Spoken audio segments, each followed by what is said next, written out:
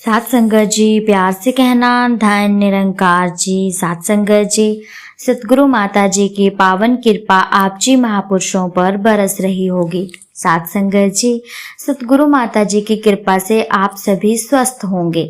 सात संगत जी, दासी आप जी के सामने फिर से एक प्रेरणादायक कहानी लेकर के आई है। आशा करती हूँ कि आप जी को जरूर पसंद आएगी। उस आदमी से बचना। तो आओ चलते हैं इस कहानी की ओर। चोर ने अंतिम समय अपने पुत्र को समझाया कि उस आदमी से सदा बचना जिसका नाम महावीर है। पुत्र भी चोर था और अपने बाप से कम नहीं था, कुछ ज्यादा ही था।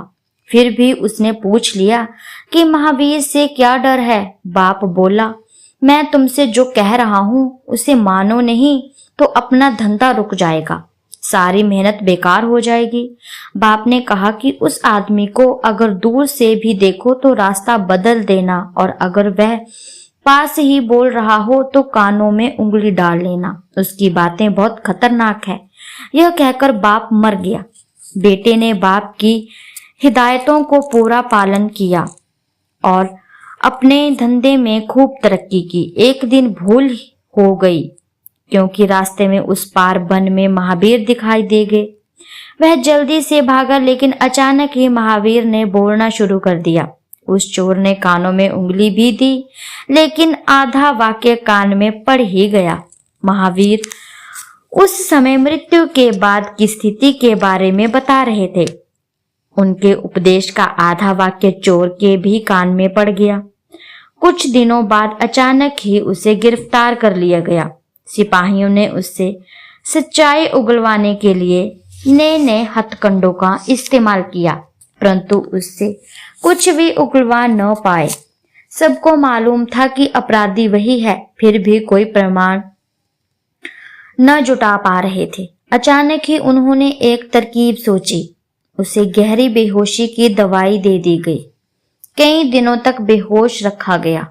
उसे ऐसी जगह ले जाया गया जो कि उसने पहले कभी नहीं देखी थी। फिर कुछ युवतियों को उसके पास भेजा। उन्हें पूरा भरोसा था इतने दिनों की बेहोशी के बाद वह अवश्य अपनी मृत्यु स्वीकार कर लेगा।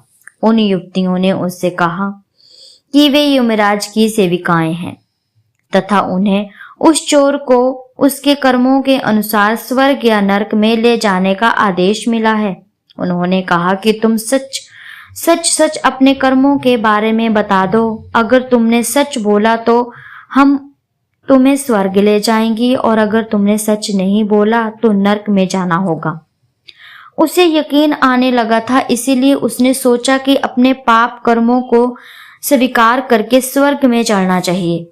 बचाव का यही उसे एकमात्र मार्ग दिखाई दे रहा था, परंतु उसे ये भी ध्यान आ रहा था कि कहीं उससे धोखा न किया जा रहा हो। महावीर की कही हुई बात अचानक ही उसके दिमाग में कौंध गई।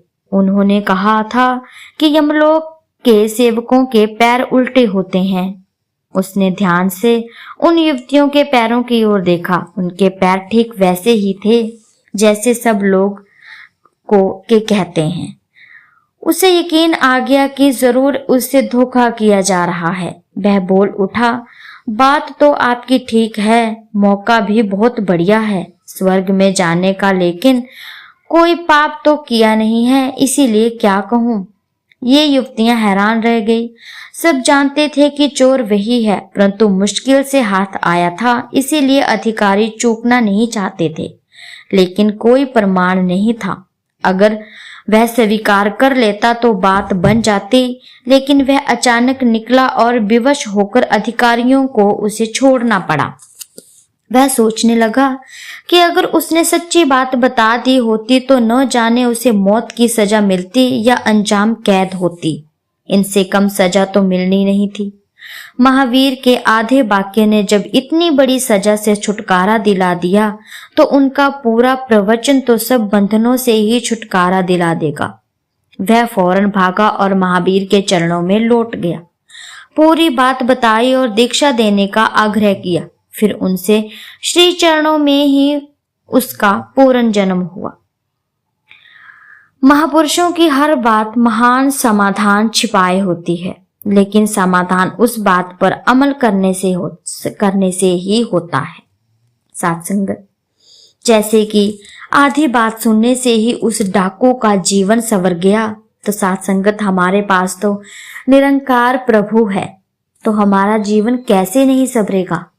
तो आओ साथ संगत जी, हमें इस परमात्मा पर ही ध्यान देना है और अपनी जिंदगी को संवारना है।